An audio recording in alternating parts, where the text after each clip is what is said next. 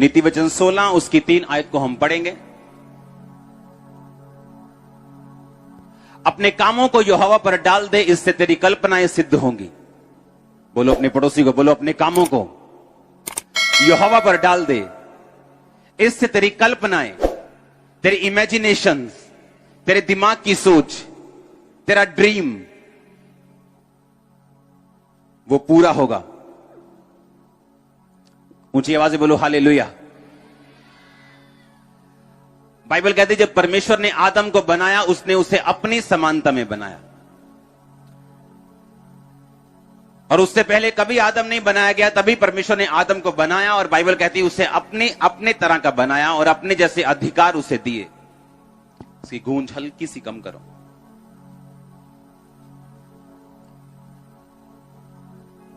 आपको बहुत ध्यान से सुनना है आज का वचन।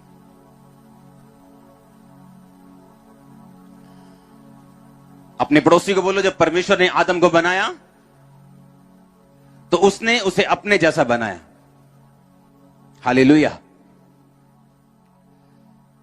परमेश्वर ने आदम को अधिकार दिया, जो वो खुद कर सकता था वो आदम कर सकता था।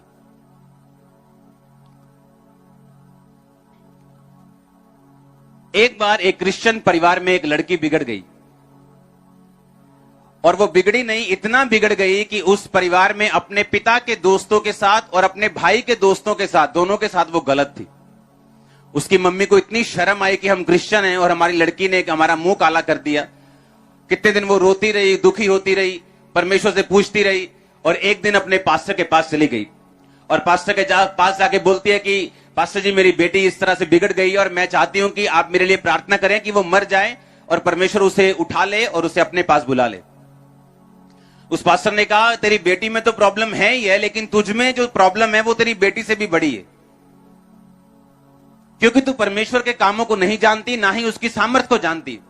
तो उसने कहा मैं क्या करूं? उसने कहा तू एक दर्शन देख, तू एक इमेजिनेशन कर, अपने दिमाग में एक विजन देख, अपने दिमाग में एक कल्पना बना कि तेरी बेटी जो है वो व्हाइट कपड़ों में परमेश्वर का प्रचार कर रही है, तेरी बेटी तेरे घर आई है, तुझसे उसने माफी मांगी है और वो सुधर गई है और परमेश्वर के कामों का प्रचार कर रही है। उसने कहा ये तो हो ही नहीं सकता, मैं उसको बहुत बार समझा चुकी हूं, मैंने बहुत बार उसको गाइड किया, हमने मारा पीटा सब कुछ करके देख लिया, वो नहीं सुधरती। वो अपने घर से भी, हमारे घर से जा चुके, बाहर ही मेरे हस्बैंड और मेरे जो बेटा है उसके दोस्तों के साथ वो रहती है, गलत काम करती है, सब कुछ करती है, बाहर ही रहती है।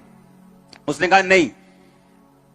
आप जानते जब पिछले संडे मैंने लूत का वचन समझाया तो लोग कहते हमें पहली बार समझ आया कि वहां लिखा क्या है, क्योंकि हम जब लूत का वचन पढ़ते थे ये पढ़ते थे कि लूत अपने मन को पीड़ित करता था लोगों के पापों को देखकर, तो लोगों को यह लगता था कि लूत राइट साइड पर है, सही साइड पर है। लेकिन जब मैंने उन्हें समझाया कि लूत सही साइड नहीं था, वो अपने मन को पीड़ित तो करता था लेकिन स्टेप कोई नहीं लेता था, मन को पीड़ित रखता था लेकिन रहता वही सदोम में ही था, हाँ या ना? लेकिन उसने स्टेप नहीं लिया, उसके कारण उसका परिवार खत्म हुआ, उसकी वाइफ खत्म हुई, उसके बच्चे खत्म हुए, उसके बच्चों से जो पाप की संतान पैदा हुई उसकी लड़कियों से, मोआब और अम्मोनी, बाइबल कहती परमेश्वर ने सारी उम्र वंशों तक उनसे नफरत की। लेकिन बाइबल तो कहती है वो अपने सच्चे मन को पीड़ित करता था, लेकिन पीड़ित तो करता था लेकिन स्टेप कोई लेता नहीं था, वहां से निकलता नहीं था। अपने बच्चों के ऊपर उसने छड़ी नहीं चलाई, अपनी वाइफ को समझाया नहीं, लेकिन बस पीड़ित रहता था मन में, किया कुछ नहीं। जैसे लोग अफसोस करने जाते ना दूसरे घरों में, हाय भैन जी हाँ वो माड़ा होया, ते ओही भैन जी जड़ी अफसोस करन आई, उन्हें प्लान बनाया कि इस अफसोस तो बाद नाल ही बाजार है, शॉपिंग भी करके जानी वापस। हाँ, अफसोस करने का मतलब अगर आप अगले के पास गए हो आप उसकी लाइफ को बेटर करके आओगे। मुंह से अफसोस करने का कोई फायदा नहीं। उसी तरह का अफसोस लूत कर रहा था, मुंह से अफसोस कर रहा था, लेकिन करना क्या चाहिए, स्टेप क्या लेना चाहिए, उसमें वो कमजोर था। अब जब हम बाइबल को पढ़ते हैं, इसीलिए चर्चिस परमेश्वर ने टीचर्स ठहराए, क्योंकि जो पास्टर है जिसके पास कलीसिया, अगर वो टीचर नहीं और सिर्फ हीलिंग पे उसने अपनी मिनिस्ट्री को बनाया या सिर्फ प्रोफेटिक पे बनाया, उसके लोग पक्के नहीं है कि वो स्वर्ग तक पहुंचेंगे या नहीं। हाँ, चंगाई ले सकते हैं, बरकत ले सकते हैं, लेकिन हेवन तक पहुंचेंगे कि नहीं, क्योंकि वो आपको टीचिंग लेके जाएगी। इसीलिए जरूरी है कि हर एक मेगा पास्टर जिसके पास बड़ी चर्च है वो अपने लोगों को टीचिंग में लेके जाए, ताकि वो वर्ड को, वचन को उन्हीं आंखों से पढ़ सकें जिन्हीं आंखों से उनका अगुआ पढ़ रहा है। आमीन। या जिन आंखों से पवित्र आत्मा चाहता है कि वो पढ़े, वो उन्हीं आंखों से उसे पढ़ सकें।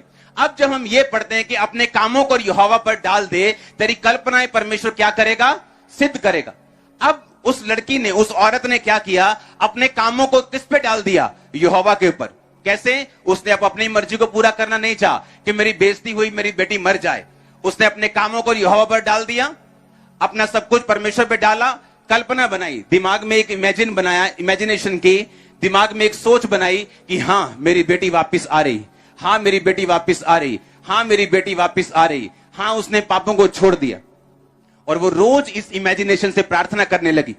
दिमाग में इमेजिनेशन को बनाया कि अपने कामों को यहोवा पर डाल दे, तेरी कल्पनाएं क्या होंगी, सिद्ध होंगी। फिर से पढ़ो, तेरी कल्पनाएं क्या होंगी। अब कल्पना क्या है? वो कल्पना मेगा चर्च की हो सकती, वो कल्पना बड़ा बिजनेस हो सकता है, वो कल्पना आपका पूरा परिवार का उद्धार हो सकता है, वो कल्पना आपकी मैरिड लाइफ का जो स्ट्रगल है उससे बाहर आना हो सकता है, वो कल्पना आपकी हीलिंग हो सकती है, आपकी चंगाई हो सकती, वो इमेजिनेशन आपके बच्चों के लिए आपकी हो सकती। परमेश्वर कहता अगर तू अपने कामों को मुझ पे डाल देगा, मैं तेरी कल्पनाओं को क्या कर दूंगा, सिद्ध कर दूंगा।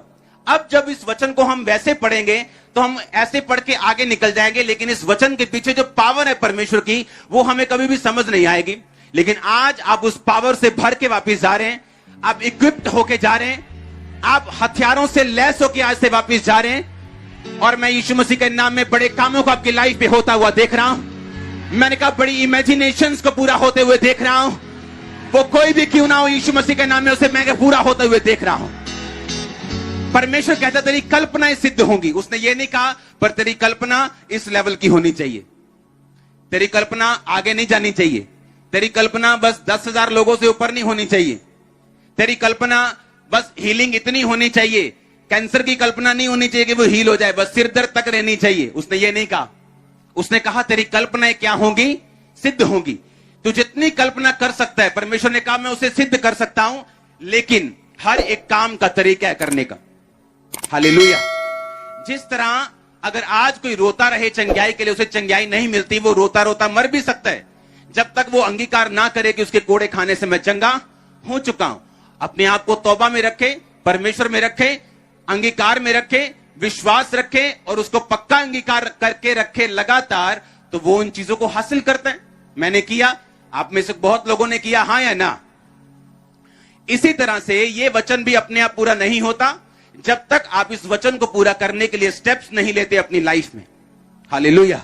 फिर से पढ़ेंगे, अपने कामों को यहोवा पर डाल दे, तेरी कल्पनाएं सिद्ध होंगी। इस दुनिया में 3 आत्माएं हैं, एक पवित्र आत्मा, दूसरा इंसान का आत्मा, तीसरा शैतान का आत्मा। कितनी आत्माएं दुनिया में? एक परमेश्वर का, एक आपका और एक शैतान का। ये पावर, ये इमेजिनेशन, ये रियल है, मैं आपको साबित करूंगा आज। उत्पत्ति वाली हम वचन को पढ़ेंगे, 30 बाप वाले वचन को। लाबान ने उससे कहा, यदि तेरी दृष्टि में मैंने अनुग्रह पाया है तो यहीं रह जा, क्योंकि मैंने अनुभव से जान लिया कि यहोवा ने तेरे कारण से मुझे आशीष दी है। फिर उसने कहा, तू ठीक बता कि मैं तुझको क्या दूं और मैं उसे तुझे दूंगा। हल्का सा कम करो। उसने कहा, तू जानता है कि मैंने तेरी सेवा कैसे की है और तेरे पशु मेरे पास किस प्रकार से रहे। मेरे आने से पहले वो कितने थे, अब कितने हो गए। यहोवा ने मेरे आने पर तुझे आशीष दी है, पर मैं अपने घर का काम कब करने पाऊंगा। फिर उसने कहा, मैं तुझे क्या दूं। याकूब ने कहा, तो मुझे कुछ ना दे, मेरे लिए काम कर, फिर मैं तेरी भेड़ बकरियों को चराऊंगा और उनकी रक्षा करूंगा। मैं आज तेरी सब भेड़ बकरियों के बीच होकर निकलूंगा। जो भेड़ या बकरी चित्ती वाली और चित कबरी हो, और जो भेड़ काली हो, जो भेड़ बकरी चित कबरी और चित्ती वाली हो, उन्हें मैं अलग कर रखूंगा और वे मेरी मजदूरी की ठहरेंगी। हाँ, और जब वे आगे को मेरी मजदूरी की चर्चा तेरे सामने चले, तब धर्म की यह साक्षी होगी, अर्थात बकरियों में से जो कोई चित्ती वाली या चितकबरी हो, या भेड़ों में से जो कोई काली ना हो, और मेरे पास मिले तो वो चोरी की होगी। तब लाबान ने कहा तेरे कहने के अनुसार हो। हाँ,